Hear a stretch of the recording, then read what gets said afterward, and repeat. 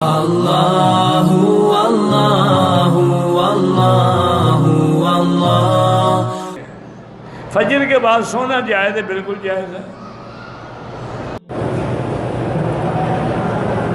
کہتے کہ میں رات کو سوتی ہوں تو نیند میں ڈرتی ہوں، کوئی بات نہیں ہے، سونے سے پہلے آیت الکرسی اور آخری دو صورتیں قل اعوذ برب الفلق اور قل اعوذ برب الناس تین دفعہ پڑھ کے اول آخر سارے بدن پہ ہاتھ پھیر دیا کریں، اللہ رحمت کرے۔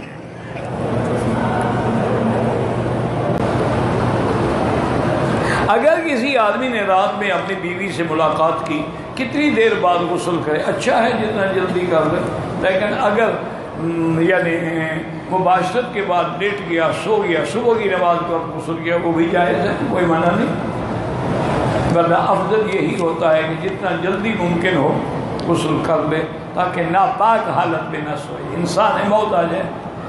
اچھا اگر غسل نہیں کر سکتا چلو وضو کر لے۔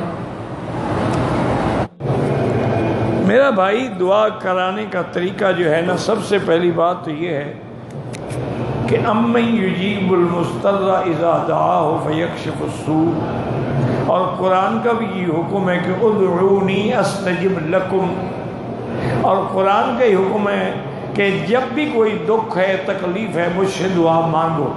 تو اصل تو یہ ہے کہ بندہ خود دعا کرے۔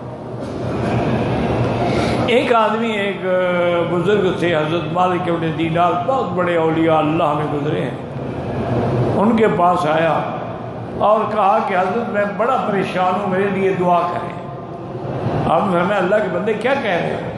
پریشان تو جاؤ خدا سے دعا مانگو، پریشانوں کی دعا سننے کا تو اللہ نے قرآن میں وعدہ کیا ہے، میری دعا سننے کا وعدہ تو نہیں کیا۔ تو اصل دعا تو وہ ہے جو خود مانگو، جو دل سے نکلے۔ باقی بزرگوں سے کہہ کر بھی دعا کرانا جائز ہے کہ جی حضرت آپ میرے لیے دعا کریں، جیسے کہ میرے آقا رحمت دو جہاں صلی اللہ علیہ وسلم کی خدمت میں حضرت عمر آئے رضی اللہ عنہ اور کہا کہ حضرت میں عمرے کے لیے جانا چاہتا ہوں، فرمایا لا تنسانا عن دعائک یا اخی عمر، عمر ہمیں اپنے دعاؤں میں نہ بھول جانا، وہاں ہمارے لیے بھی دعا کرنا۔ تو اس سے مسلح سمجھ آیا کہ دوسرے سے بھی دعا کرائی جا سکتی۔ اور ایک فلسفہ علماء نے یہ بھی لکھا ہے کہ جو دعا میں دوسرے کے لیے کرتا ہوں نا، وہ جلدی قبول ہوتی ہے۔ اس کی وجہ یہ ہے کہ میرا تمہارے لیے تو کوئی اللہ کے آگے نافرمانی نہیں ہے نا، اپنے لیے تو میں نے کئی نافرمانیاں کی ہیں، لیکن جب میں تمہارے لیے دعا کرتا ہوں تو تمہارے مسئلے میں تو میرا دامن صاف ہے، اس لیے وہ دعا جلدی قبول ہوتی ہے۔ اس کو کہتے ہیں دعا عن ظہر غیب، کسی کی عدم موجودگی میں دعا کی جائے۔ تو بہرحال دعا کرائی بھی جا سکتی ہے، اور اصل وہی چیز ہے کہ 2 رکعت پڑھ کے اللہ کے دروازے پہ گر گرا کے رو رو کے عاجزی کے ساتھ، ذلت کے ساتھ اللہ سے خود مانگے دعا۔ یہ جو آج کل ہمارے یہاں رواج ہے کہ ختم کراؤ اور فلاں کرو، یہ تو بدعت ہے۔